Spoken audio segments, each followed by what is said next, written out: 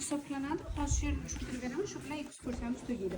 Va ko'rib turibmiz, bu yer qaysidir ma'noda kichik Registonni ham eslatib yuboradi. Mana ko'rishingiz mumkin. U yerda ikkita madrasa, bitta masjid bo'ladigan bo'lsa, bizdagisi endi barchalari maqbaralar hisoblanadi. Orqamizda ko'rib turibmiz, bir maqbara bor, Tuman oqa maqbarasi va Tuman oqaga tuman ismiga oqa so'zi qo'shib yozilganda, oqa bu nima degani? Xonim degan ma'noni anglatadi mo'g'ulchadan.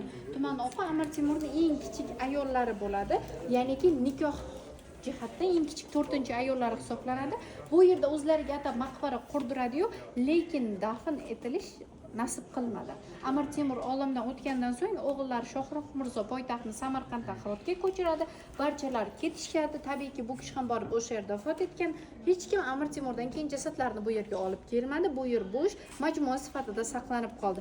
Uning ro'parasida yana bir ayollari Amir Temurning Qutlug' oqa ismli ayollari bu yerga dafn etilgan va boya hozir kishi so'radilar mendan, Bibi xonim qayerda deb. Bibi xonim Amir Temurning eng suyukli ayollari bo'ladi. Yosh jihatdan katta, tartibi jihatdan 3-ayollari bo'ladi. Lekin farzandi bo'lmagan ayollari ham deb tarixda qolgan. Farzandi bo'lmasligiga qaramasdan barcha Temuriy shahzodalarni katta qilgan ayol sifatida ham tarixda qoladi. O'rtada yagona maqbara qolyapti. Bu Xo'ja Ahmadga tegishli maqbara. Xo'ja Ahmad Erondan kelgan olim bo'ladilar. Bu yerga dafn etilganlar va ko'rib turibmiz, Samarqand shahri 15-asrda 27 ta zamonaviy davlatni poytaxt deb belgilanganlar. Amir Temur yurish qilib borgan joylardan olimlar, ustalar va din ulamolarini olib keltirilgan bu yerga va shuning uchun ham Samarqand shahri eng markazlashgan shaharlardan biriga aylangan. Eshikning yuqori qismini qarang, mana to'q ko'k yozuvdi, mana shu arqa qismida yozuv kelyapti. Bu yerda forsiyda she'r yozilgan. Sen deydi, xoh Iroqda shoh bo'l, xoh Xitoyda xon bo'l, lekin unutma, bir kun keladi, sening oxirgi manziling mana shu yer va sen tuproqqa aylanasan degan she'rni siz bu yerda o'qishingiz mumkin. Atrofimiz mana ko'rib turibsiz, qabriston. Birinchi prezidentimiz Islom Abdug'aniyevich Karimovning ham ota-onalari va qarindoshlari ham mana shu o'rta qismga dafn etilgan. O'zlarining maqbaralari ham shu bizdan chiqqaningizda yonimizda 250 metrda joylashgan maqbarada dafn etilganligini ko'rishingiz mumkin. Qisqacha ma'lumot mana shunday. Savollaringiz bo'lsa yana javob bering. Bibi xonimning maqbarasi shu. Qutlug' oqaniki.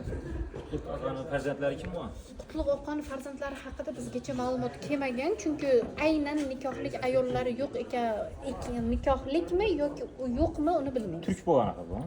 Ko'p ayollarning ichida mo'g'ullari va turklari ko'p bo'lgan. Turk bo'lgan bo'lsa. Keyin bitta nima qolib ketdi, sizlarga mana qabristonga keldik. Aytadi, eshiklarning yuqori qismida shunday hadis kelganda, o'lim to'satdan keladi. Zero qabr amallar sandig'idir dedilar. Shuning uchun ham qarang, qabr toshlarining ko'pchiligi aksar holatlarda to'rt burchak qilib ishlanadi. Juda ko'p holatlarda. Buning sababi mana shu. Albatta. Bibi xonim qayerda shunda? Maqbarasi? Bizdan chiqasiz 250 metr o'ngga yurasiz. Hozir nechinchi xotini bormi Temurning? Ayollar suyukli. To'rtta deydi-ku, bu uchinchisimi shunda yo ikkinchisimi bu? Suyukli ayollari, birinchi ayollarning ismi. Birinchisi bo'lsa kerak. Evet, o'qishimiz kerak. Sifatida oyoqlar, eng ko'p foydalanilganlari